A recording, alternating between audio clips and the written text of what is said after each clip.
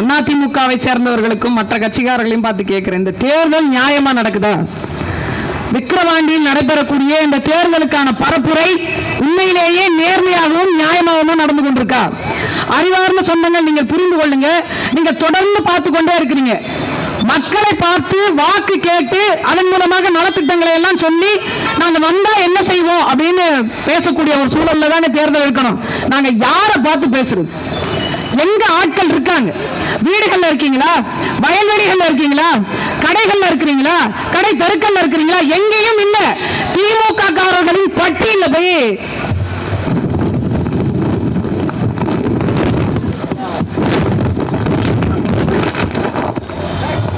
பட்டியல்ல கொண்டு போய் வச்சிருக்க மாதிரி எல்லாரையும் கொண்டு போய் வச்சுக்கிட்டாங்க. இப்ப நீங்க கூட்டி வச்சிருக்கிற இடத்துல தான் நாங்க போய் பேச வேண்டிய சூழல் இருக்கு. அதற்கு ஒட்டுமொத்தமாக கிட்டத்தட்ட 13 அமைச்சர்கள், 26 மாவட்ட செயலாளர்கள், ஒன்றிய பொறுப்பாளர்கள், உண்மையிலே சொல்ல போனா விக்கிரவாண்டியில் இருக்கக்கூடிய வாக்காளர்களை விட திமுகவினுடைய பொறுப்பாளர்கள் அதிகம். இங்க வந்து நின்றுருக்காங்க. எல்லாம் எதுக்கு தெரியுமா? ஒரே ஒரு மனிதனுக்கான பயம். ஒற்றை மனிதன். அந்த ஒற்றை மனிதன் உங்களை எல்லாம் இத்தனை உலுக்குகிறார் என்றால் ஒரே ஒரு தங்கச்சி சட்டமன்றத்துக்கு அனுப்பி பாருங்க. அவருடைய சாயலாக, அவருடைய குரலாக, தமிழகத்தின் ஒட்டுமொத்த வலிமையாக அவள் என்ன உலுக்குவாள் என்று உங்களுக்கு புரியும். நாங்கள் ஒவ்வொரு இடத்துலையும் போய் பார்க்கிறோம். இந்த கூமுக காரவங்க இல்லையானே அல்லனே, குடிகாரர்கள் முன்னேற்ற கழகம், அதான் கூமுக. இந்த கூமுக காரவங்க ஏன் நாங்க அப்படி சொல்றதுக்கான காரணம் இருக்கு. நீங்க காளியம்மாள் இப்படி பேசுறாங்க, வருத்தப்படாதீங்க. நீங்க தான் குடிகாரர்கள்னு சொல்லாதீங்க, மதுப்பிரியர்கள் சொல்றீங்க, இவ்வளவு சப்போர்ட் பண்றீங்க ஒரு பக்கம். இன்னொரு பக்கம் குடிகாரர்களுக்கான ஆட்சி நடத்துவது போன்ற தீபாவளிக்கு கட்டிங்க. ஒரு பக்கம் கள்ளச்சாராயம். கள்ளச்சாராயத்துல கிக் இல்ல. இந்த வடிவேல் ஒரு படத்துல சொல்லுவாரு, 4 முள்ள அடிச்சிருக்கேன், சாணி மாதிரி சப்புன்னு கிடக்கு, ஏதாவது கலப்படம் கலந்து ஊத்துறியான்ற மாதிரி. அதற்கு ஒப்புதல் தெரிவிச்சிருக்கிறாரு ஐயா துரைமுருகன். நாங்க கொடுக்கிற சாராயத்துல கிக் இல்ல. எதை திறந்தாலும் சாராயத்தை பத்தி பேசுவது தான் இந்த கூமுக கட்சிக்காரர்களுடைய வேலை. அதனால்தான் இந்த குடிகாரர்கள் முன்னேற்ற கழகம் என்று புது பெயர் இன்னையில இருந்து சூட்டுறோம். அவங்களுக்கு நாம இன்னையில இருந்து வைக்கிறோம். ஏன்னா என்றைக்காவது மக்களை பத்தி சிந்திச்சது உண்டா? விவசாயிகளை பத்தி பேசியது உண்டா? ஒரு மணிப்பூர் கலவரத்தை வச்சு திமுக ஒரு மாநாடு போடுது. பெண்களுக்கு எதிரான பாலியல் வன்கொடுமையிலிருந்து பாதுகாக்கின்ற மாநாடு. இதை கட்டி விட்டுட்டீங்க, ஒண்ணுமே கேட்கலங்க. கேட்பே மாட்டீங்க. ஒரு மாநாடு நடக்குது. அந்த மாநாடுல பாத்தீங்க அப்படின்னா மாநாடு முடியறதுக்குள்ளேயே ஒரு அம்மா ஒரு குற்றச்சாட்டு வைக்கிறாங்க. கொஞ்ச நேரமா அடுத்து பிடிச்சி கிள்ளிட்டே இருக்கிறாங்க. என்ன கொஞ்சம் கேட்க சொல்லுங்க.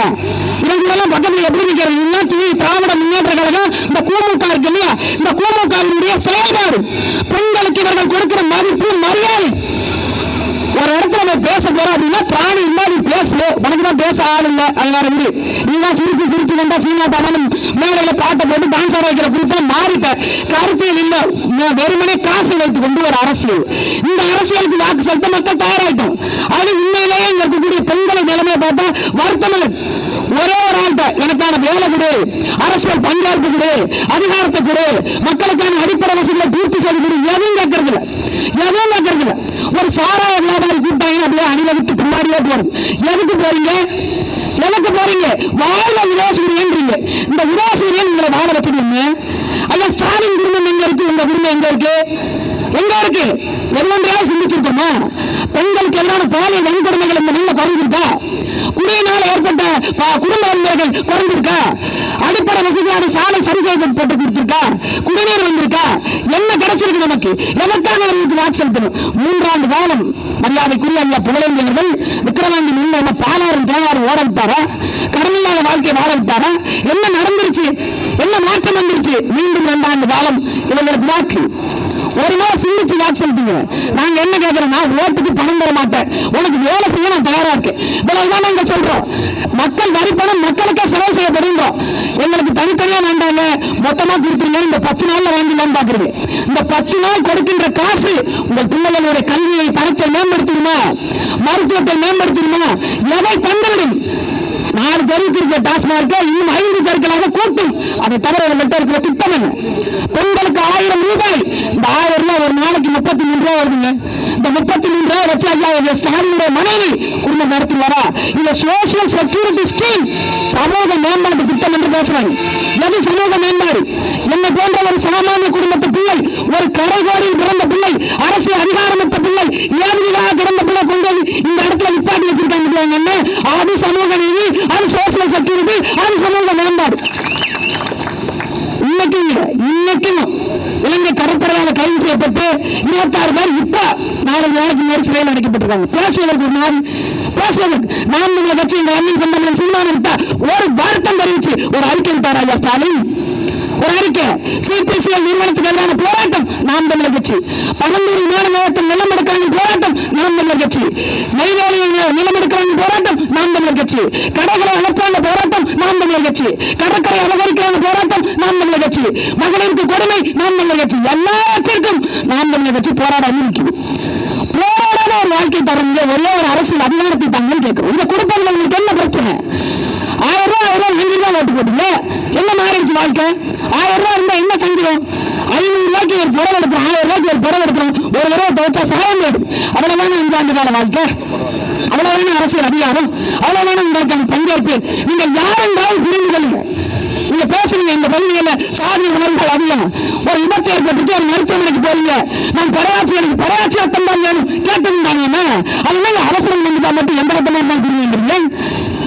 அப்ப கலப்பு ஏற்படாதா? அப்ப சாதி தெரியாதா? அப்ப அது மனம் தெரியாதா? ஏன் மனிதனுடைய தேவைக்கு இதை எவ்வளவுமே தேவையில்லை, அவ்வளவுதானே.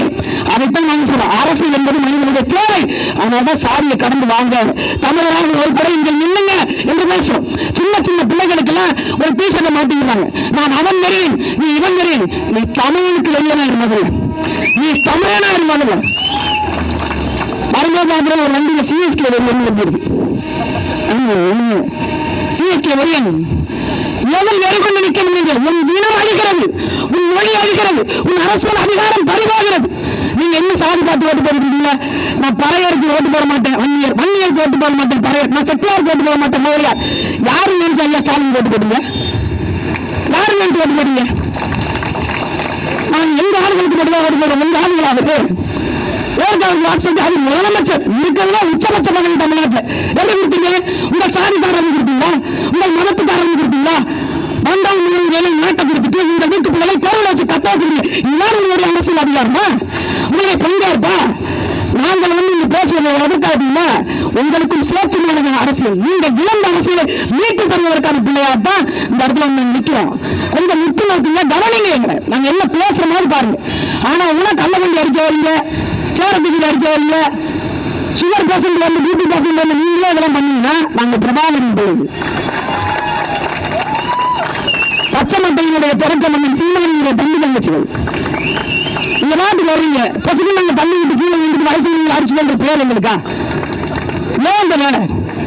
நீங்க தேர்தல் பரப்புரை செய்யுங்க, மக்களை பாருங்க, பேசுங்க, கருத்துக்களை சொல்லுங்க. நான் இந்த திட்டத்தை கொடுத்துருக்கோம், எங்களுக்கு வாட்ஸ்அப் பேசுங்க. யாரும் கேட்க போறது இல்ல.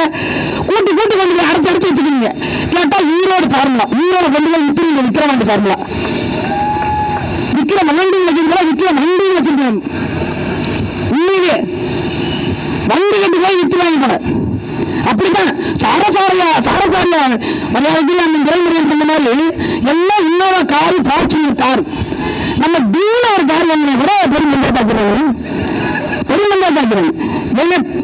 போயிட்டு இருந்தேன் உணவகத்து வாசல்ல இருக்கு நிப்பாட்டி ஒரு படம் இருக்கு, நீ கேட்டாரு. அது அவரு காரு. நான் அந்த காரர்களுக்கு நின்றுட்டேன். அந்த கார்கார் பறிவிட்டார், காலியங்களோட காலம் இல்லை அப்படின்னு எடுத்து போட்டாங்கன்னா அவரு வண்டி ஆர்சி குட்டி எல்லாத்தையும் எடுத்து போட்டு வண்டி எழுதுகிறான் மறுநாள்.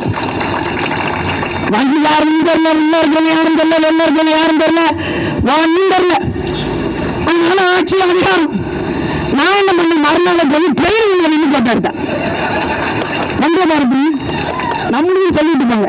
மறுநாள் என்ன ஏட்டா ஜெட்டு வாங்கிருக்காங்க, அண்ணனுக்கு 2 நாள் குடி பரப்புரைக்கு போயிட்டு வரணும். அவனை ஜெட்டு வரட்டும், சுத்தி இருக்கிறவங்க சுத்தமா இல்ல பாருங்க. ஏன் நாம் தமிழக கட்சியெல்லாம் கார் வாங்கப்படாதா, ஜெட்டு வாங்கப்படாதா? ஓடி வந்து பசங்க காசுல இருந்து திருட்டு ரயிலாரி வந்த கூட்டம், நீங்க இன்னொரு போறீங்க,